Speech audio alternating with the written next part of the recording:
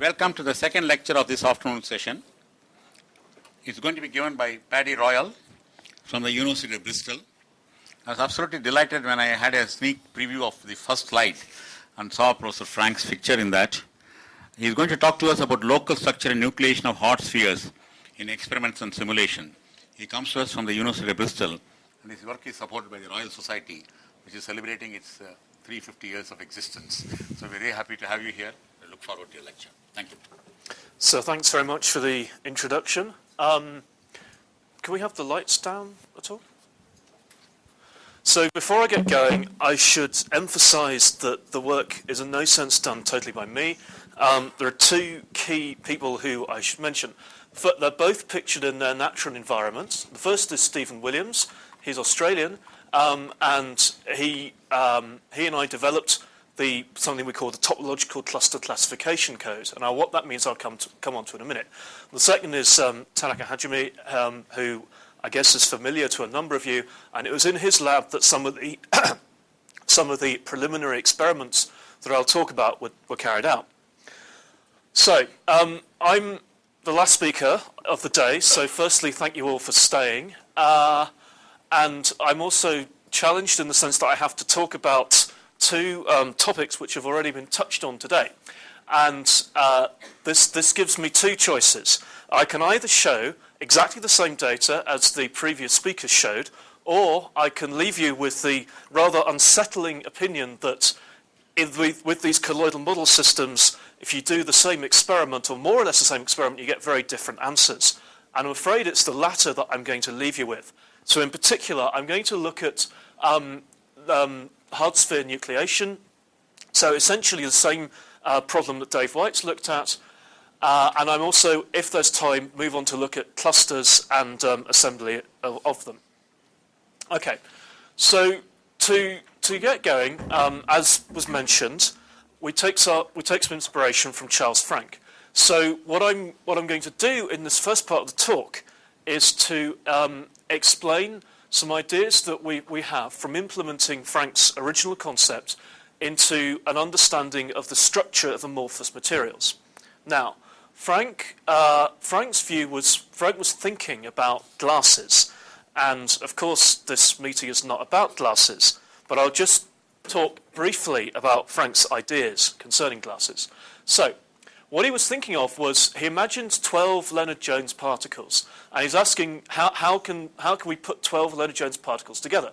So there's FCC and there's HCP, we know that, and he points out there's a third way, right? And the third comes to the mind of any good schoolboy, and that is because it's this object, right? Which is, and the point about this third option, this icosahedra, is that it's 8.4% greater in binding energy than either of the crystal structures. And Frank argued that the formation of these icosahedra, when you cool down a liquid, might impede crystallization.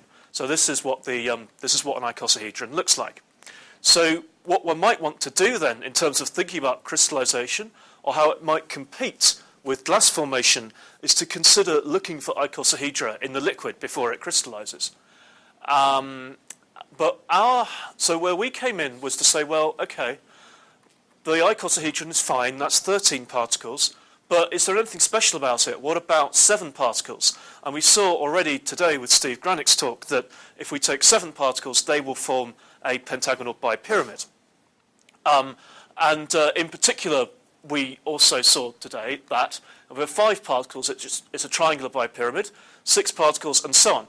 All these, if we take clusters of these particles, they all have their own specific shape. And where Frank was thinking of icosahedra, we thought, well, is there anything special about icosahedra? Probably not. Let's look at everything. So what we wanted to do then was to take a liquid and cool it down so that it would crystallize, and then look for these clusters in it and see whether they were relevant to the process of crystallization.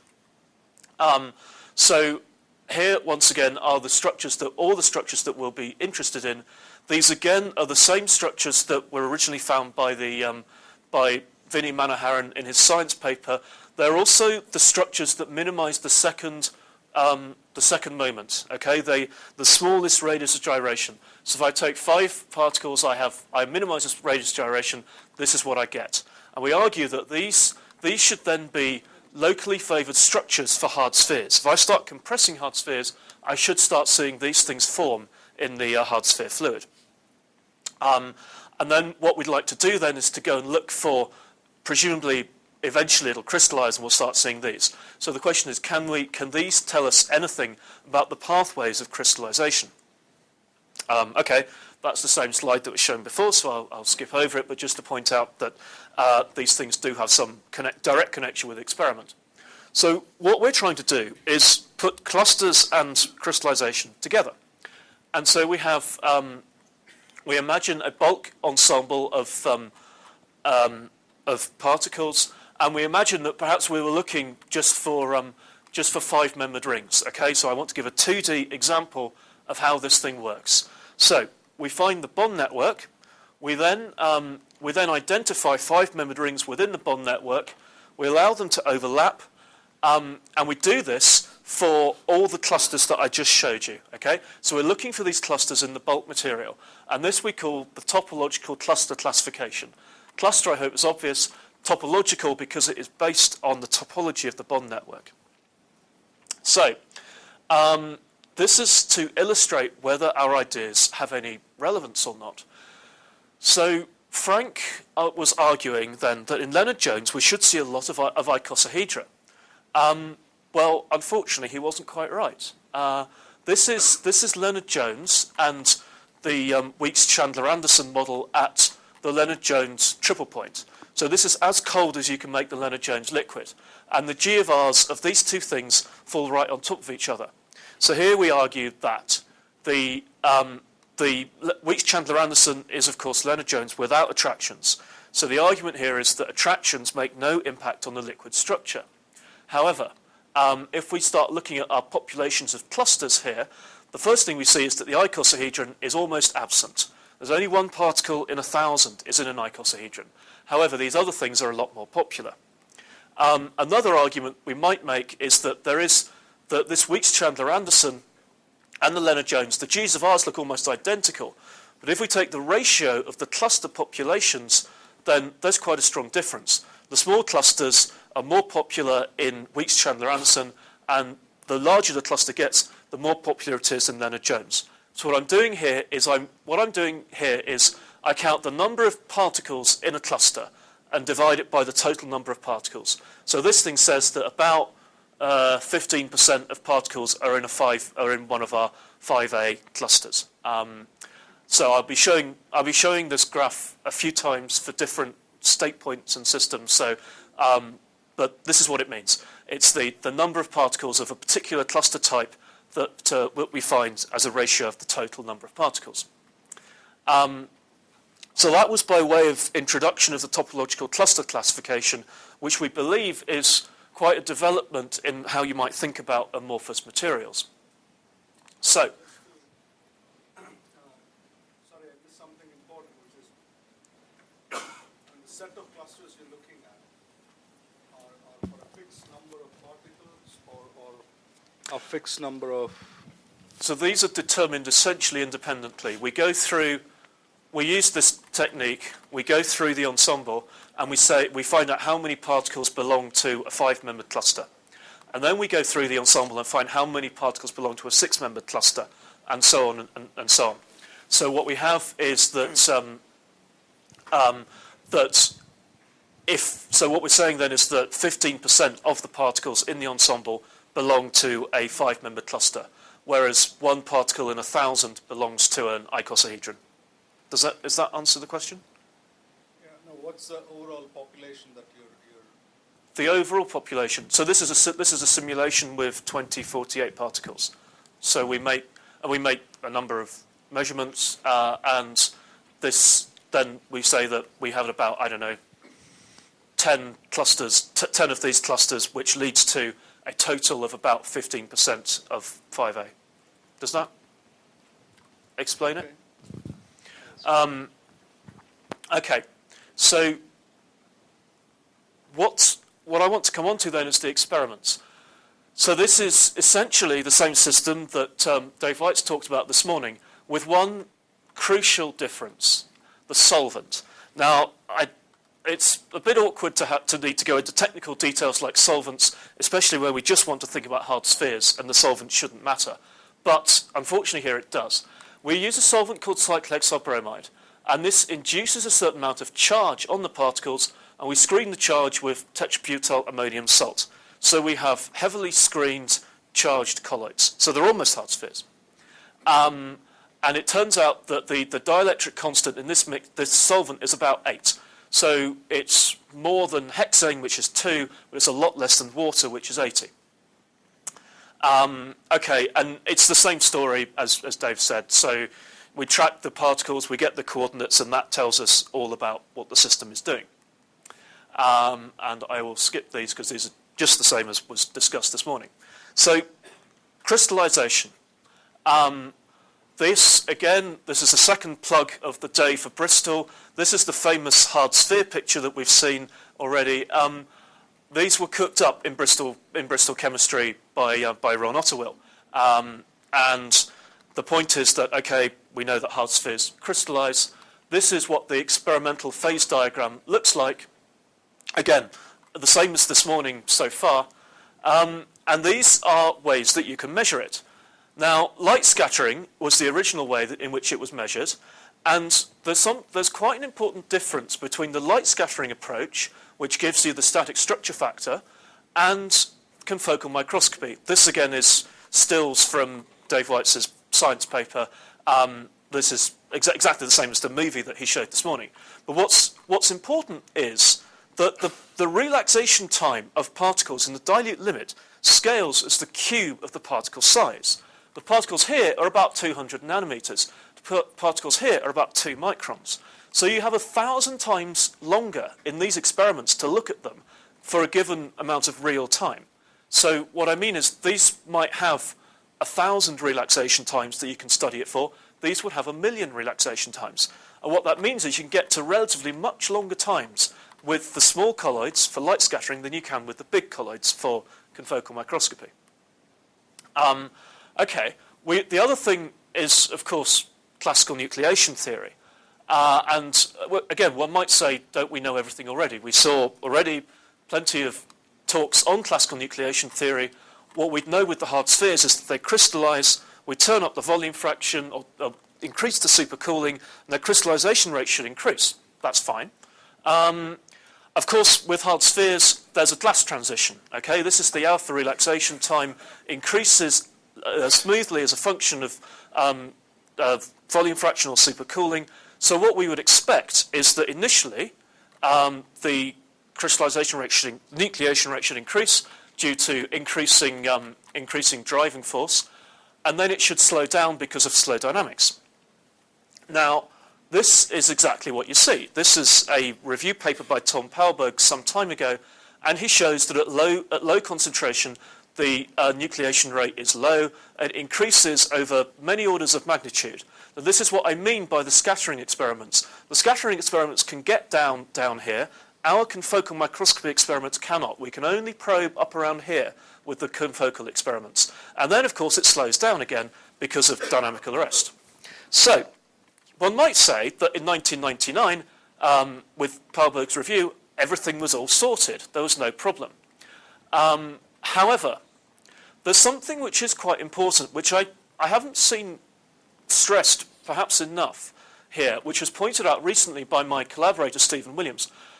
Classical nucleation theory essentially assumes that one's got some sort of bulk thermodynamic approach. It assumes things are almost in equilibrium, and it certainly assumes that they're big, that the nuclei are almost thermodynamically large. And with the best will in the world, I don't think it's possible to believe that 10 particles is thermodynamically large. So I'll come on to some movies later, but I'd like you to bear in mind that classical nucleation theory really assumes some kind of sort of bulk thermodynamic behavior. Okay, so then, of course, what we saw was, again, from we've already heard, that Frenkel's simulations appeared to strongly disagree with the experiments. Moreover, Dave Weitz's new experiment, I believe, is somewhere way up in the roof.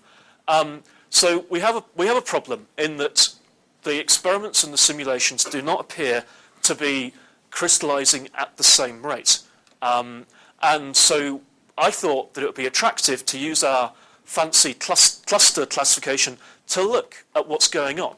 What I particularly wanted to do was to do a simulation and an experiment and see what the difference really was.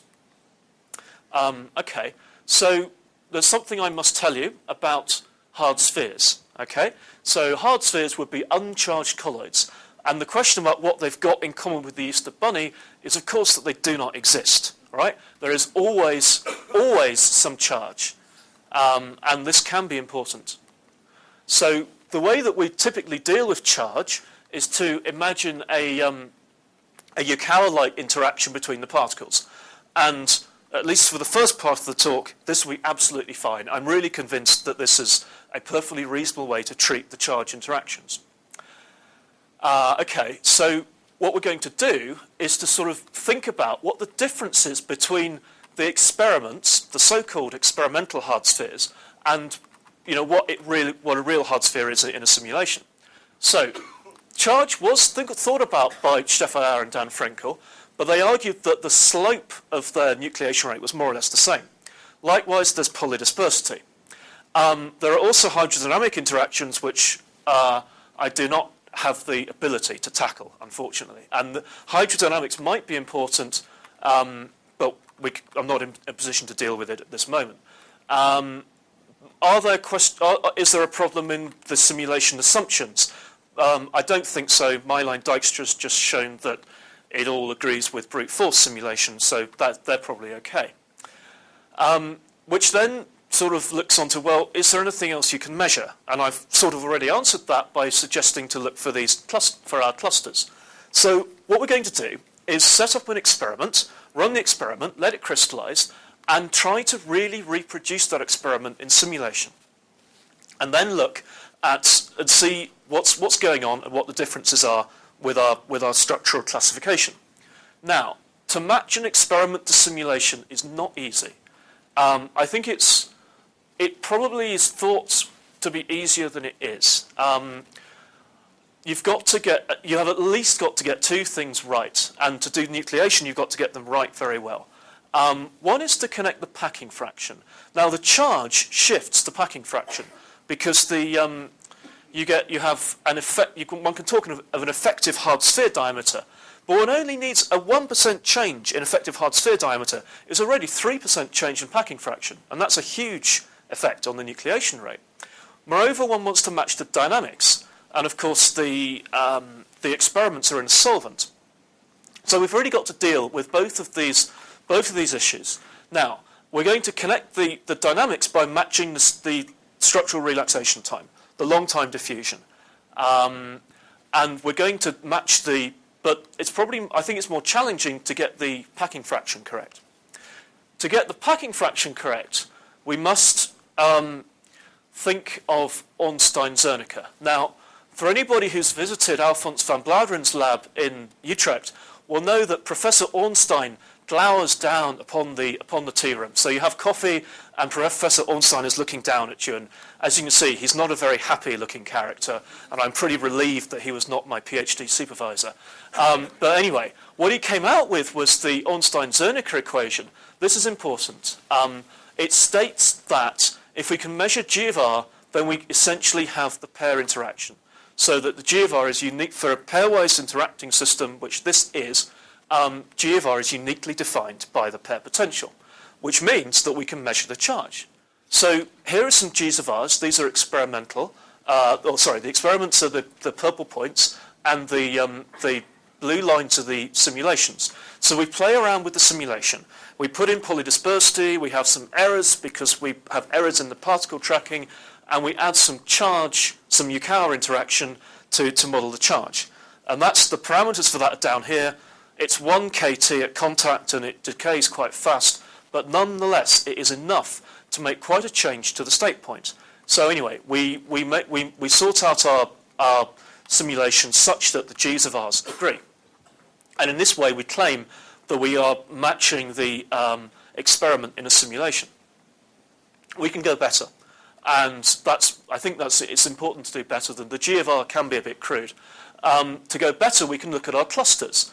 Our clusters are a thermodynamic property of the system. So if we have the same structure, we should have the same clusters. So this is a relatively dilute fluid, and here's our population of clusters. And the experiment is dark blue, the simulation is light blue, and they are more or less the same. I'm not pretending it's quite perfect, but I am claiming this is quite good.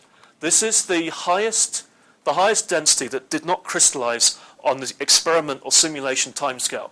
And as you can see, they're pretty similar. Okay, so we are claiming that we have matched the structure of the system more or less as well, fairly well as we're going to be able to do. So my claim then is that we have matched the state point. And okay, so having matched the state point, we need to match the dynamics. Except for that one This guy, aha, good, right, excellent. Yes, you're spot on. It's a disaster with 7a, but it's okay because 8b is in fact a 7a with one more stuck on. So in fact, if we put these guys into, well, this is nothing compared to this population. So in fact, yeah, you're absolutely right that it doesn't fit here, but I'm fairly happy that we've got a lot of 7a in here. So I'm not too worried about that failing. But I mean, yeah, nothing's perfect. Okay, so to match the dynamics, what we do is we take the structural relaxation time. So we measure the intermediate scattering function, and we define the structural relaxation time as where the intermediate scattering function has decayed to 1 over E. And we do that for the highest concentration that does not crystallize. So our time unit will be tau, the alpha relaxation time, which is this value, for the highest density that does not crystallize. And we do that both in the experiments and the simulations. And in that way, we connect the two together. And I will also point out that I'm changing the volume fraction here in simulation. My tau alpha isn't changing very much, so we're not too close to the glass transition. Okay, so having done that, we're now in a position to actually do some experiments. So we've matched the packing fractures, we've matched the dynamics. So this is what the experiments look like. Again, qualitatively very similar to Dave's experiments from this morning. We wait some time and it crystallizes. If we look with our clusters, so this is now experimental data, but I've made white is the 5-membered clusters, pink is a 6-membered, and so on and so forth. So these colours tell us what colour the clusters are. This thing here is actually a crystal nucleus. Is a local crystalline environment, and after some time, the whole thing turns yellow and crystallizes. Now, I'm afraid that I didn't do such good experiments as Dave did, and I know essentially nothing between these because this happened overnight, and I wasn't able to scan the microscope overnight. So all I can say is it crystallized between these times. Okay, so this is what the crystallization process looks like in experiment. I can do the same thing in simulation, and of course, there's no. Now, why have I not? Oops.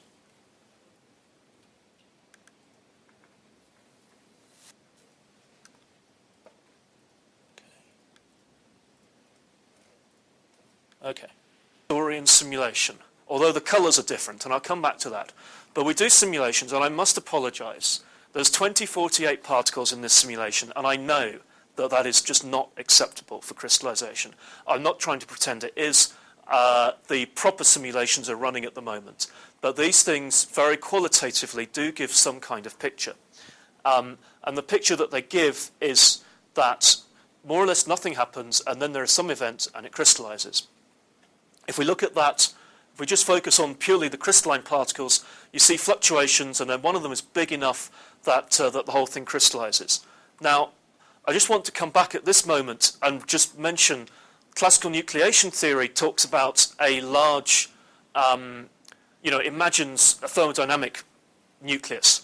I cannot really believe that any of these fluctuations that occur before the whole thing crystallizes, I don't really see any of those things as being sort of acceptable to bulk thermodynamics. They're just too small and they fluctuate too much. What we can also do is go to the state of the liquid that does not crystallize on the simulation timescale. So that looks like this, and it looks more or less the same as the state point that crystallized. The only difference is that it doesn't crystallize. So it just sits there and fluctuates as long as we're prepared to watch. Of course, if we watch a very long time, occasionally it does crystallize, but most of the time at this state point, they don't crystallize. Again, if we then just focus on the crystalline structures, so this is an equilibrium liquid on our timescale, but you can see that really it looks just the same as the one that did crystallize. So I'm essentially just showing these mainly because I think they're quite pretty, but also to point out that there isn't really any great change in the system when it starts to crystallize, simply that it so happens that the fluctuations are large enough that we see a crystallization event on the timescale. Okay, now I said that I'd done a very good, experiments, sorry. Okay, so the experiments, we can monitor what's happening to the structure of the experiments as a function of time. So here, these first points, this is a fluid, and then at some point there's a crystallization event, and the thing is and we're now dominated by crystals. So we see that in the equilibrium fluid structure, it's dominated by these 5-membered clusters, and there's a few 6-membered and some 8-membered, but more or less everything else is not very popular. There's about 1% crystalline configurations, and then at some point it crystallizes. We can define a crystallization time, which will be this time here. If we look at the same thing for the simulation, then we actually see a different story. The green is winning out. Okay, so this 10-membered cluster is the most popular structure in the simulation liquid, which bothers me because I made such a good job to get the structure of the liquids the same, and then when I make them dense enough that they'll crystallize, there seems to be quite a big discrepancy between the experiment and simulation liquids. However, qualitatively it's more or less the same. Essentially nothing happens, and then there's some event and it crystallizes. But to return to this worry with the metastable fluid, you'll remember that last time I showed this plot, which was for a fluid which was stable on the timescales we're looking at, these lines were all the same. But now it's completely different. The experiment is full of these guys, and the simulation is dominated by this thing we call 10b. It looks like this, and it has a slightly, if you want to imagine it, has a slightly crystalline look to it. Okay, so this is something that bothers me, that suddenly we get the change in structure upon increasing density in one but not the other, although we should have tried to fix the interactions. Okay. Right, so now what I want to come on to, I've already mentioned this idea that with the experiments, the small particles can access all the way down here. With confocal, you've really only got enough timescales to access the very top of the nucleation curve. But nonetheless, what we should see is it should speed up and then slow down as a function of volume fraction. Moreover, of course, I said that I'm doing a simulation. My simulation box size is about 20 diameters, and my experimental system size is 200 diameters. So if I believe classical nucleation theory, I should be about 1,000 times faster in the experiment than I am in the simulation. So I can measure this time to crystallize, okay, where more than 50% are HCP or FCC. That's my crystallization time, and it should be 1,000 times faster in the experiment than in the simulation, but it isn't. It's the same here. We seem to crystallize a little earlier in the experiment than the simulation, but this thing is worrying. I mean, this should be a factor of 1,000. Now, you could say that a factor of 1,000 is nothing in nucleation, and perhaps that's reasonable. But I simply flag up that these things seem to fall very, very close to one another. Okay. So finally, on the nucleation story, what I'd like to mention is the following. There's a recent paper by the Edinburgh group where they argue that they argue about spinodal nucleation. But to introduce that, I just need to go back here a moment. In our simulations, the crystallization time is roughly constant as a function of volume fraction. Now, I know I haven't measured many volume fractions, but those that I have, there's no real curve. We expect that it should have some kind of curve like the upside-down nucleation curve. But no, it's more or less flat. And this would seem this is another thing that doesn't seem like classical nucleation theory. You might say, well, it was spinodal nucleation, and I'll just point out that the spinodal nucleation observed in hard spheres, spinodal nucleation is when the free energy barrier drops to essentially zero to form a critical nucleus. Anyway, the Edinburgh group observed that spinodal nucleation happened essentially immediately. We find here that our nucleation always takes about 10 to the 2 to 10 to the 3 alpha relaxation times. So that was a bit strange, but we do have polydispersity, which they didn't. In fact, our results are a little more similar to some work by Peter Paul's group.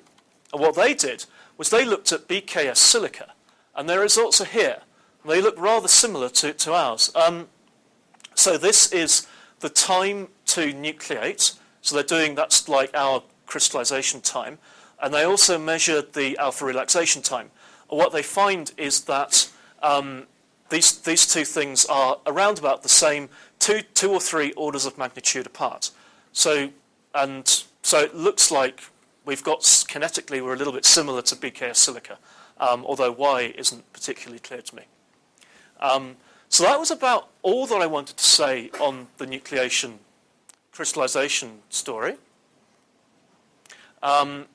Essentially, we have that we have that the crystallization time is independent of volume fraction, where we can measure it.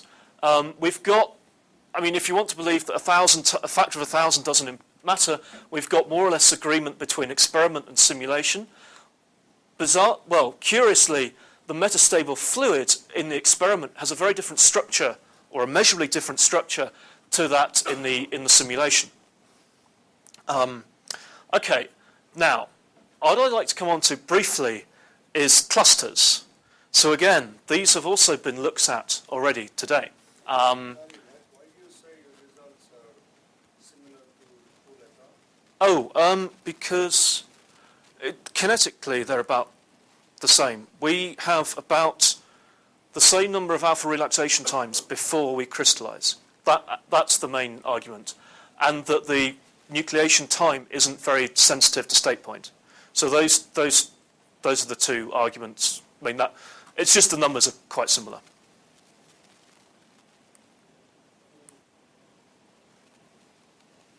Isn't that a little bit too little to go by to make any reference to spinodal nucleation? I'm not even sure it is spinodal nucleation, because it's a lot faster than the hard sphere spinodal nucleation that Zaccarelli et al. Saw.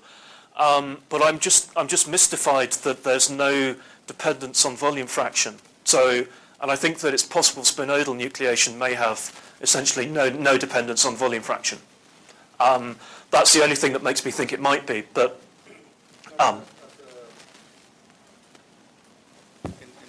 in the TTT diagram at the peak, you will have very little dependence on supercooling or whatever. So yes, true. So yes, absolutely. So it may be that we're just at the peak. Yeah. Okay. So this was already shown by Willem, and again, I will even be in the same section. Actually, Willem was here, right? And I'm going to be about here. But anyway, we wanted to try to make colloidal molecules. And my purpose in bringing this up is just to illustrate that sometimes it really is not too straightforward to make these things. So, here is a movie. And I've already been talking about clusters that we can identify. And so you might, if you look carefully, which I probably can because I'm close, but if you look carefully, then this guy is a 5A. It's a triangular bipyramid.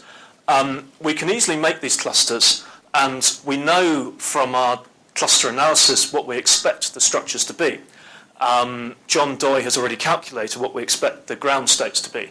So what we'd like to do is to increase the strength of attraction, to reduce temperature, and hope and expect or measure that all these will go into their ground states. So we can make a similar kind of analysis.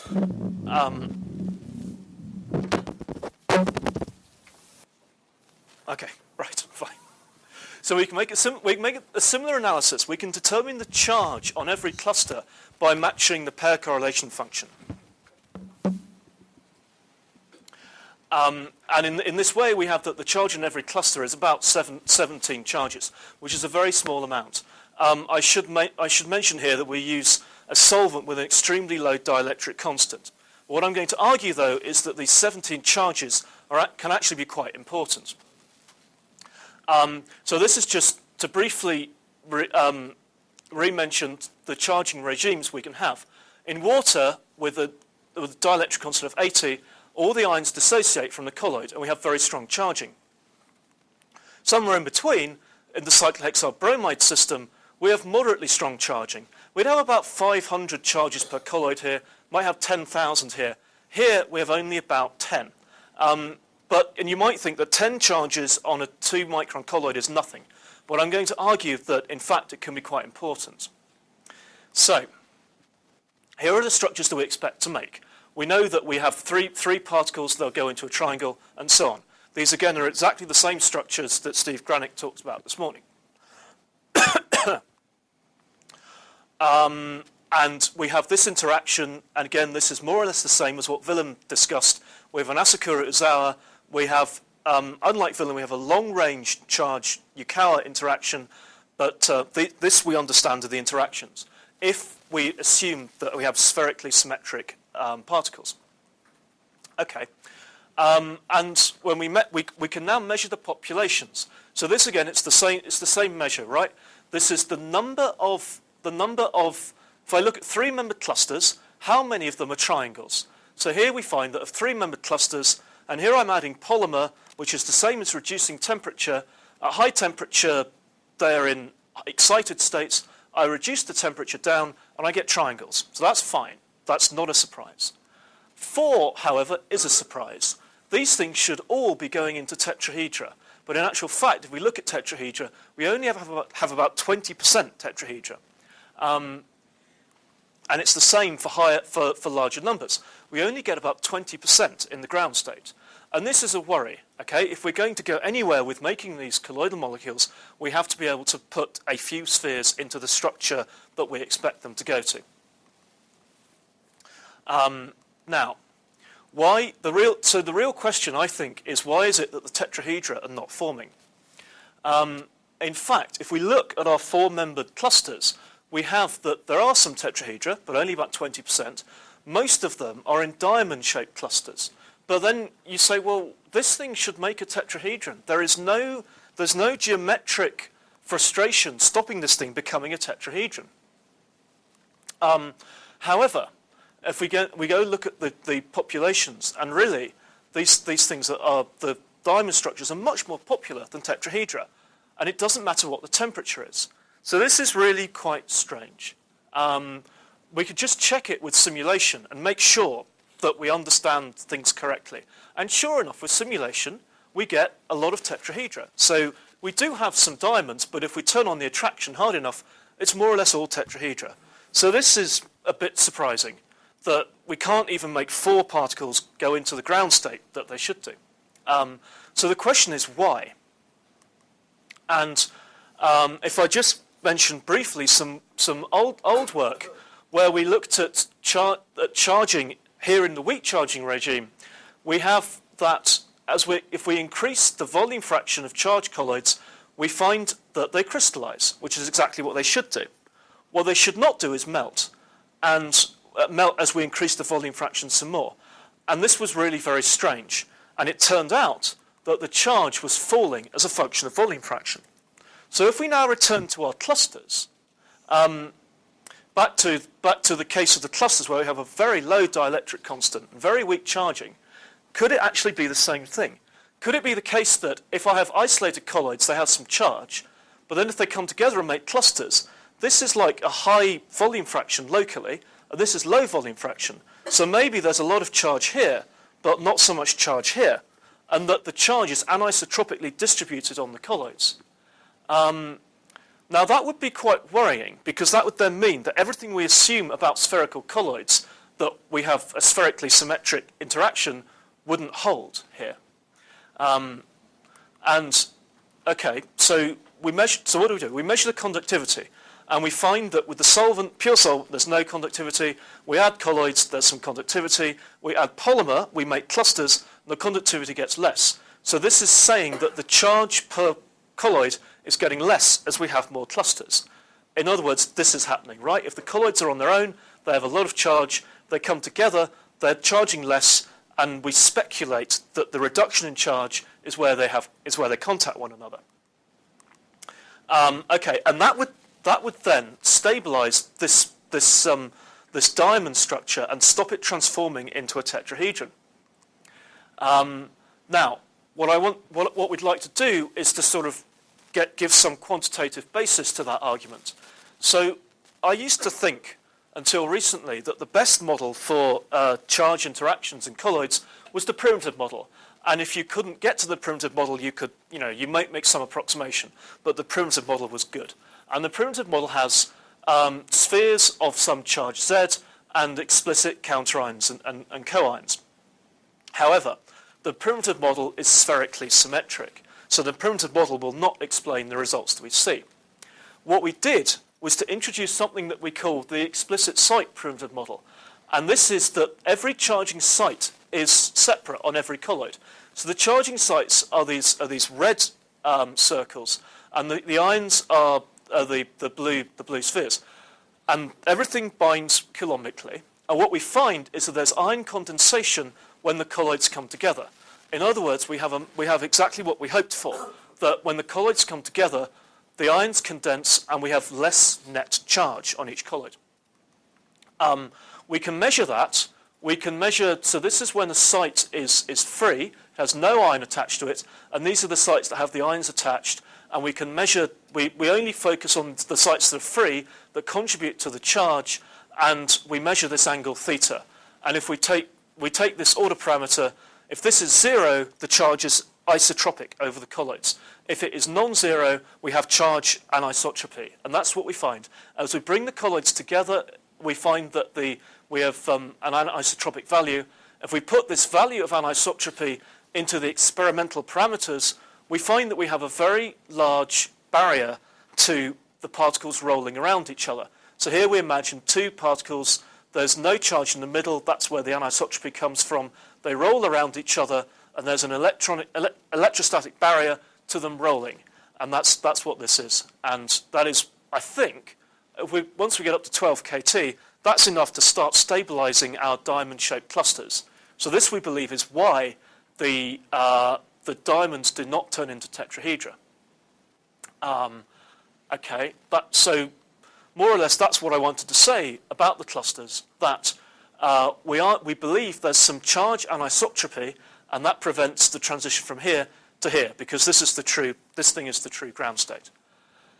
Okay, that's pretty much all I wanted to say. I'll just briefly reiterate or show the crystallization slide again, which is that we seem to have sort of semi-quantitative agreement between experiment and simulation. And with that, I'd like to finish and thank you for your attention and thank my collaborators.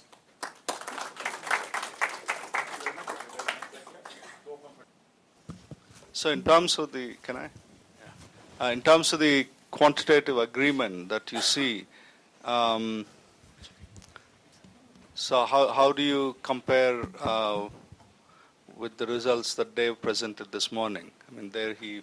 How do I compare with Dave? Right, I mean, in other words, so I heard Dave talk about how the simulations were not giving agreement with the experimental results. I guess not for exactly the same system, but still. How does one rationalize what you're seeing in comparison with the results? One rationalizes it by saying that there are subtle differences between the experimental systems and this can matter. So we use different solvents. Dave used a solvent called tetrachloroethylene. I used a solvent called cyclohexyl bromide. And as technical and subtle as that point is, it leads to a different behavior of the system. That's the only differences between the experiments. Well, they did the experiments a bit better, but apart from that, that's the only differences between the experiments. I mean, your solvent charges them up. Yes. A bit more than ours. Yes, absolutely. So I have to screen it. You have to screen it, and Yeah. that does really make a big difference. Yeah. And I think you showed a nice example. But I sort of, can I, since I'm talking, can I just continue?